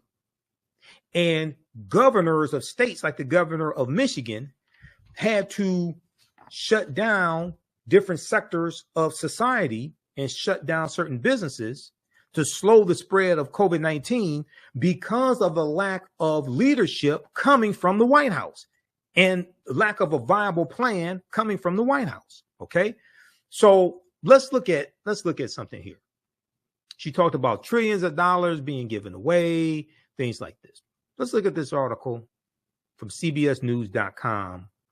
The Senate has passed a $2 trillion coronavirus relief package. Here's what's in it. Now, this is from March 26, 2020. Let's pull this up, because we're going to look at why these packages had to be passed. Okay? Why these packages had to be passed. And then I found it interesting. She said they were giving them away money for museums, things like this, right? Now, she didn't talk about PPP loans so people could like keep their businesses open. She didn't talk about the Republicans like Marjorie Taylor Greene, who got hundreds of thousands of dollars in PPP loans, right? She didn't talk about them. So let's look at this here. Let's close out some of these ads. The Senate has passed a $2 trillion coronavirus relief package. Here's what's in it. This is from March 26, 2020, Melissa Quinn, CBSNews.com. So they talk about the Senate passed this bill late Wednesday night, $2 trillion coronavirus relief package designed to support the U.S. economy. This was designed to save the U.S. economy. Okay. It was approved almost 24 hours after Senate Majority Leader Mitch McConnell announced on the Senate floor shortly after 1 a.m., blah, blah, blah. All right. Now, President Trump was pleased, tweeting earlier Thursday, 96-0 in the United States Senate. Congratulations, America. Right now, keep in mind, he mishandled the whole coronavirus pandemic. He didn't read his presidential daily briefings, right? There's stories about this. Didn't read his presidential daily briefings. So he totally mishandled this, right? Now, if we look at, I want to get through all these ads here. What was in the bill? Here's what's in the $2 trillion package, the largest in U.S. history. Direct payments of $1,200 to most individuals making up to $75,000 a year, or $2,400 for couples making up to $150,000 a year. Each dependent child increases the amount by an additional $500. Okay. This was so people can pay their bills and buy food, because businesses were being shut down to slow the spread of COVID-19 so that hospitals will not continue to be overran with COVID-19 patients, and they have to turn away people who are coming to the hospital trying to seek preventive care. Emergency rooms are being overran. Doctors are being stressed out, all of this. So you had to shut down sectors of society. People had to stay at home. Okay. Expanded unemployment benefits that boost the maximum benefit by $600 per week and provided laid off workers their full pay for 4 months. Eligibility. So people were able to get this aid because they still had to pay bills, right? So their lights wouldn't be turned off, so they wouldn't be evicted, so they could buy food. $367 billion in loans for small businesses. So small businesses could pay their bills, and some small businesses that may operate maybe online or something like that, so they can stay in business. They may have to shut down somewhat, may operate in a restricted manner, but businesses still had to pay bills as well, so they can still pay bills. $150 billion for state and local governments. State and local governments had to buy things like the protection equipment. Okay, state and local governments had to continue to operate. $130 billion for hospitals. Hospitals had to operate. Hospitals had to buy more personal protection equipment, etc. $500 billion in loans for larger industries, including $25 billion for passenger airlines, $4 billion for carriers, $3 billion for aviation contractors, and $17 billion for businesses critical to maintaining national security. Creation of an oversight board and inspector general to oversee loans to large companies. Now, there was some mismanagement here. Yeah. And there were people who took advantage of it, and people being prosecuted for getting millions of dollars in loans fraudulently, and they should be prosecuted. Measure prohibiting companies owned by Donald Trump and his family from receiving federal relief. $25 million for the John F. Kennedy Center for Performing Arts. Okay. Now, I think this is what Candace Owens was talking about. She skipped over all the money for businesses, $150 billion for state and local governments, $367 billion in loans for small businesses, $130 billion for hospitals, for hospitals to continue to operate. Okay. Skipped over all that out of a $2 trillion bill and focused on millions of dollars for museums, things like this. $400 million for election security grants. Okay. Coming up for the 2020 presidential election. $400 million for election security grants. Read the rest of this here. Go do more research on this. Because this was nonsense she was talking about. And nobody fact-checked her on the Breakfast Club. I don't understand that. Nobody provided this evidence. Now, the name of this article, the Senate has passed a $2 trillion coronavirus relief package. Here's what's in it. And once again, if we go back, I want you to see this, okay? This is not to beat up on the Breakfast Club that's owned by iHeartRadio. This is not to beat up on them, but it's important for people to really understand this. Now, the Breakfast Club has had on Vivek Ramaswamy, largely didn't push back on him. They had on Nikki Haley, largely didn't push back on her. But so this is the video. It's been viewed 2.3 million times, March 21st, 2024. This is at the Breakfast Club, their YouTube channel. Okay. When you scroll down here, you look at all the people that work to produce the show. Executive producer Eddie F. Don't know why they don't show his last name. Senior video director Nick Ciafalo, video editor, social media manager Sydney Brown, producer Taylor Hayes, producer Brandon Tagoe, Tagoe, producer Samantha Wilson, board operator, writer producer, podcast producer. Nobody supplied y'all with facts to counter that nonsense you was talking about? See, I don't have people that work for me to do research. I don't have producers and all this. How the hell I know this and they don't?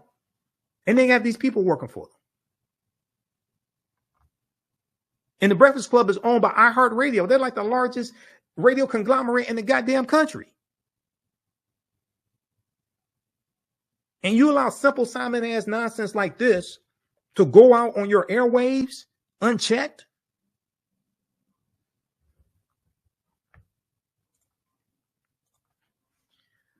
All right.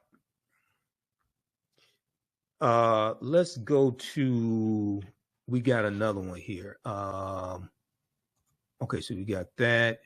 And let's see here. We've got, I'm looking through these articles I have pulled up. Okay, we talked about that. We're going to get to January 6th here in just a minute.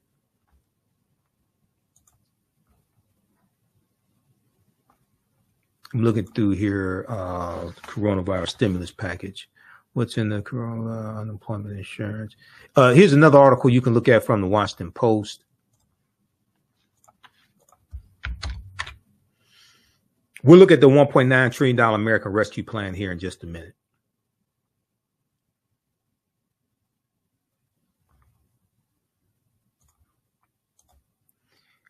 The American Rescue Plan saved the U.S. economy. That's under the Biden-Harris administration. March 10th, 2021. Washington Post. Rachel Siegel. What's in Congress's $1.9 trillion COVID bill? Checks, unemployment insurance, and more.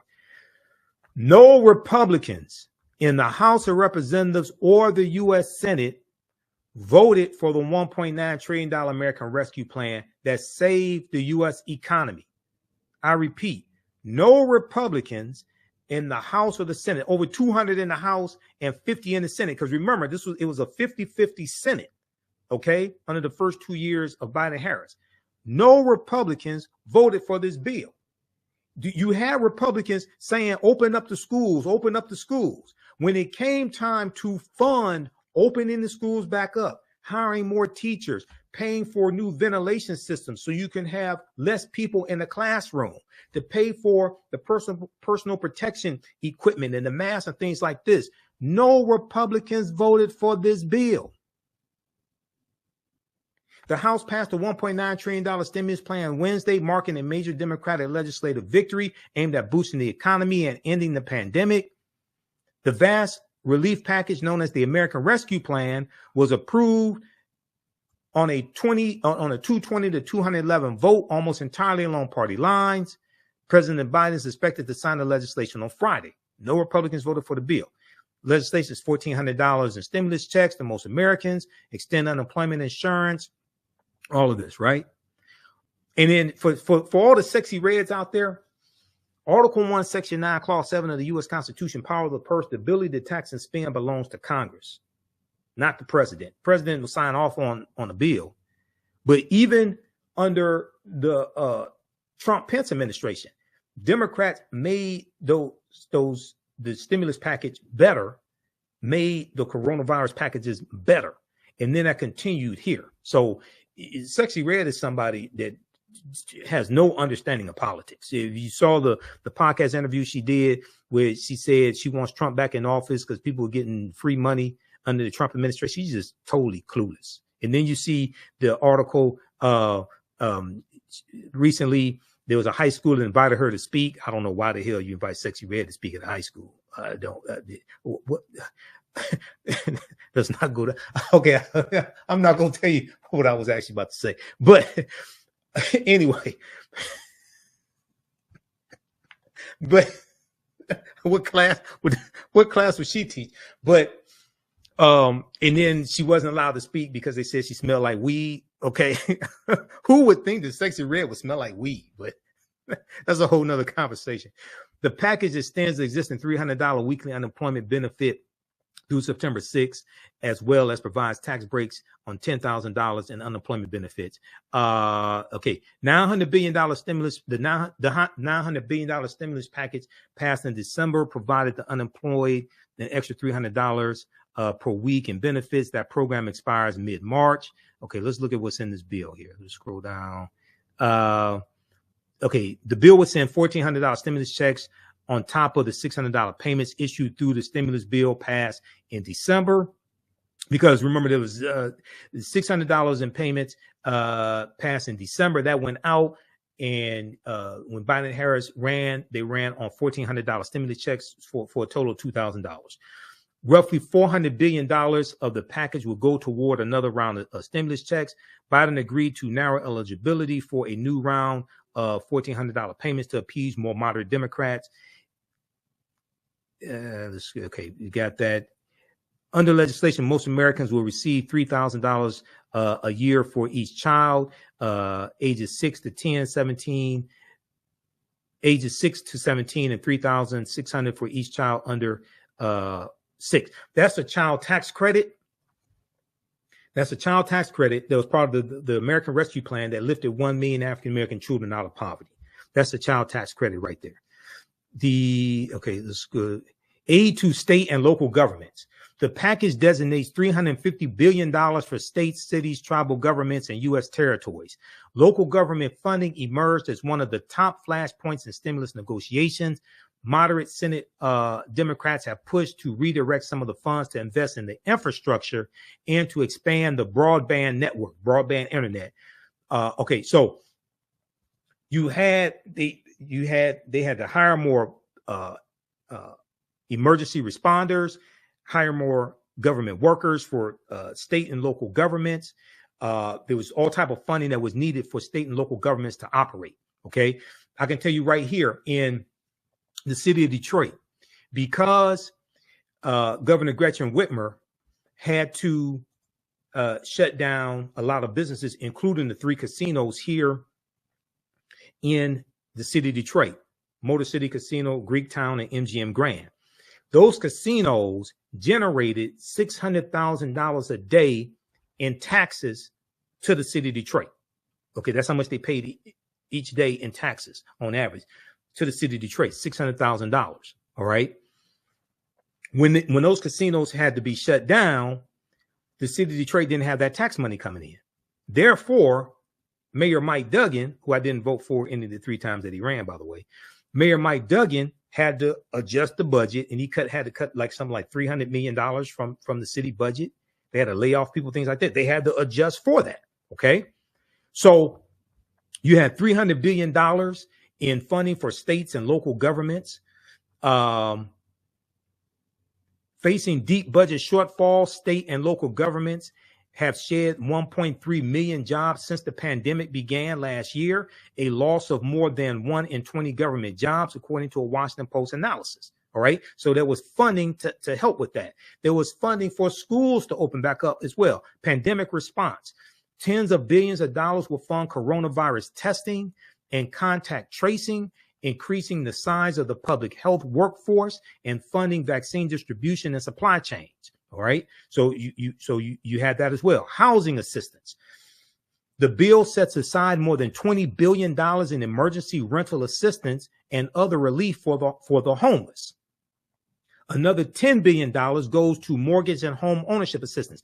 There was a total of $46.5 billion in the American Rescue Plan for rental assistance and also assistance for landlords as well, because landlords still had to pay mortgages on properties, on rental properties that they had. There was $46.5 billion of resources in that. Okay. So people can pay their rent and things of this nature. School support. Once again, Republicans said, open the schools, open the schools, open the schools. When it came time to fund opening the schools, no Republicans in the House or the Senate voted for the $1.9 trillion American Rescue Plan that allowed the schools to open back up. So keep in mind, the schools had to open back up, right? So people could send their children to schools, so people could go back to work. If you can't send your children to school and, you know, your children are too old for daycare, you're not going to be able to go back to work. The bill sets aside almost $130 billion to help kindergarten through 12th grade schools reopen. That money will go to improving ventilation systems, reducing classroom sizes, buying personal protective equipment, and implementing social distancing so you can slow down the spread of COVID-19. Because you don't want to open the schools back up and then COVID runs through and the children take it to school, give it to the teachers, give it to staff. They take it home and kills their family or puts their family in harm's way. They have to go into go to the hospital, have to stay at the hospital, intensive care. Colleges and other higher education institutions would receive almost $40 billion. That money could help support financial aid grants to prevent hunger, homelessness, or other challenges for students during the pandemic. Additional funds will go to child care providers through the Child Care and Development Block Grant Program. Why didn't Candace Owens talk about this on the Breakfast Club? Why didn't any of those people and producers and executive producers, and why didn't they bring this up? The bill also set aside $1 billion for the Head Start program, which provides early childhood education, health and nutrition services to low-income children and families, aid for multi-employer pension plans. The bill includes an $86 billion bailout for failing pension plans. Democrats say the provision gives struggling pension plans enough money to pay hundreds of thousands of retirees their full pensions for the next few decades. Oh, you mean like retired black people? You mean like retired black people, like our parents and our grandparents and aunts and uncles and things like this? But the bailout has been criticized for having little to do with current health crisis, especially since many pension plans were on the verge of collapse well before the pandemic. They were able to get this in there to help save the pension plans. Because if pension plans collapse, guess what? That's going to hurt senior citizens.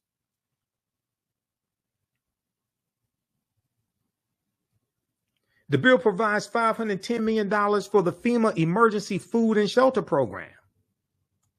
That money will support homeless services providers for overnight shelter, meals, 1 month's rent and mortgage assistance, and 1 month's utility payments.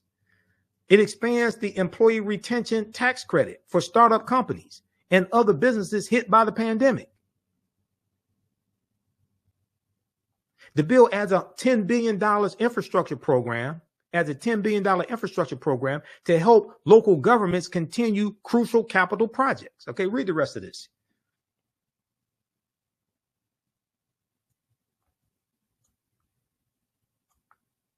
For education funding, the bill sets aside $1.25 billion for summer enrichment, $1.25 billion for after-school programs, and $3 billion for education technology. I don't know why anybody didn't mention it. These things just perplex me. What's in Congress's $1.9 trillion COVID bill? Checks, unemployment insurance, and more. This is from March 10th, 2021, Washington Post. Read this article here. Things like that just go unchecked.